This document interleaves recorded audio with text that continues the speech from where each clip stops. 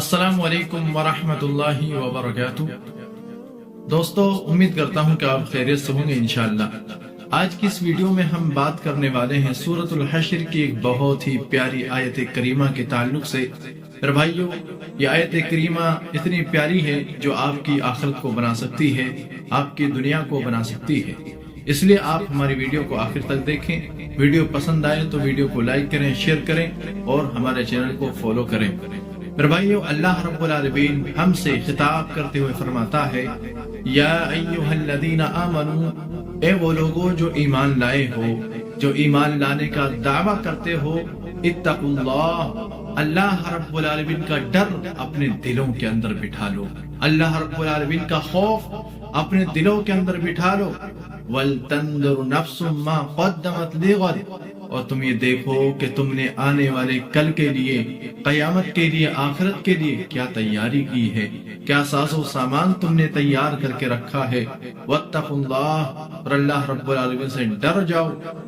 ان اللہ خبیر بما تعملون، یاد رکھو اللہ رب العالمین ہر اس چیز سے باخبر ہے، ہر اس چیز کو جاننے والا ہے جو ہم دن کے اندر چٹیل میدان میں، رات کے اندھیرے میں، تنہائی میں کرتے ہیں۔ سب کو رب العالمین دیکھ رہا ہے، سب کو رب العالمین جانتا ہے۔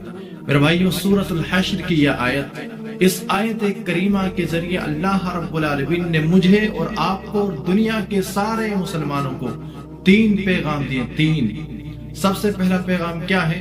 اللہ رب العالمین نے ہم سے کہا اتقوا اللہ، اللہ رب العالمین کا ڈر، اللہ کا خوف ہمارے دلوں کے اندر ایسا بیٹھ جائے کہ نہ ہم بڑے گناہوں سے رکیں صرف، بلکہ چھوٹے جتنے گناہ ہیں، جتنی گناہ کی اقسام ہیں، ان سب سے ہم رک جائیں۔ اور اسی طرح رب العالمین کے جتنے احکامات ہیں جنہیں کرنے کا رب ہمیں حکم دیتا ہے، مثلا نماز ہے، روزہ ہے، زکوٰۃ ہے، حج ہے اور بہت سارے دیگر نیک اعمال ہیں جنہیں رب العالمین ہمیں کرنے کا حکم دیتا ہے، انہیں ہم کر لیں۔ اور اللہ رب العالمین جن چیزوں کے قریب جانے سے ہمیں منع کرتا ہے، جن سے روکتا ہے، ان سے ہم صحیح معنوں میں رکنے والے بن جائیں۔ تو یہ ہے میرے بھائیو اللہ رب العالمین کا ڈر۔ ایسا ڈر اپنے اندر بٹھا لو، انشاءاللہ کامیابی آپ کے قدم چومے گی۔ میرے بھائیو، دوسرا پیغام اللہ رب العالمین نے اس آیت کریمہ کے ذریعے سے ہمیں یہ دیا، وَلْتَنْظُرْ نَفْسٌ مَا قَدَّمَتْ لِغَدٍ، تم میں سے ہر ایک انسان کو یہ دیکھنا چاہیے، اپنا محاسبہ کرنا چاہیے، اپنا جائزہ لینا چاہیے کہ قیامت اگر آ گئی، آخرت اگر آ گئی، میدان محشر کا دن اگر آ گیا تو میرے بھائیوں کتنے نامہ اعمال، کتنی نیکیاں ہم نے جمع کر کے رکھی ہیں، کتنے بہترین کام جن کا رب العالمین نے کرنے کا ہمیں حکم دیا ہے وہ ہم نے کیے ہیں، جن کی وجہ سے ہم جہنم کے عذاب سے بچ سکتے ہیں، آخرت کی رسوائی سے بچ سکتے ہیں۔ ہم اور آپ کو یہ اپنا جائزہ اور محاسبہ لینا چاہیے۔ لیکن افسوس کہ میرے بھائیوں، آج ہم اور آپ دنیا کے اندر 60-70 سالہ زندگی کو گزارنے کے لیے بڑی بڑی بلڈنگیں بنا لیتے ہیں، اور ان بلڈنگوں کے اندر ہم گرمی سے بچنے کے لیے اے سی اور کولر کا انتظام ہم کر لیتے ہیں، اور اس طرح سے سردی سے بچنے کے لیے ایک سے ایک بہترین رضائیوں کا، گرم چیزوں کا ہم انتظام کر لیتے ہیں، جبکہ 60-70 سالہ زندگی ہے، فانی ہے، ختم ہونے والی ہے۔ لیکن افسوس میرے بھائیوں، آج ہم اور آپ قیامت، میدان محشر کا دن، وہ جو آخرت کی زندگی ہے جو کبھی فنا نہیں ہو سکتی، کبھی ختم نہیں ہو سکتی، اس کی تیاری ہم اور آپ کچھ نہیں کرتے ہیں، نماز تک ہم سے نہیں پڑھی جاتی ہے۔ میرے بھائیوں، کیا سوال، کیا جواب ہے ہمارے پاس جب رب العالمین ہم سے سوال کرے گا، ان عمرہ فیما افنا، میں نے تمہیں 60-70 سالہ زندگی دی تھی، میں نے تمہیں دنوں رات کے اندر 24 گھنٹے اپنے عبادت کے لیے دیے تھے، کیا تم نے میری عبادت کی تھی؟ کیا تم نے میری بندگی کی تھی؟ کیا جواب ہے میرے بھائیوں، میرے دوستو؟ یقیناً میرے بھائیوں، اگر ایسا ہی حال ہمارا رہا، نماز تک ہم نہ پڑھ پائے، تو یاد رکھو کل قیامت کے دن ہمیں رسوا اور ذلیل ہونا پڑے گا، اور ہمیں جہنم کے عذاب سے کوئی بھی نہیں بچا سکے گا۔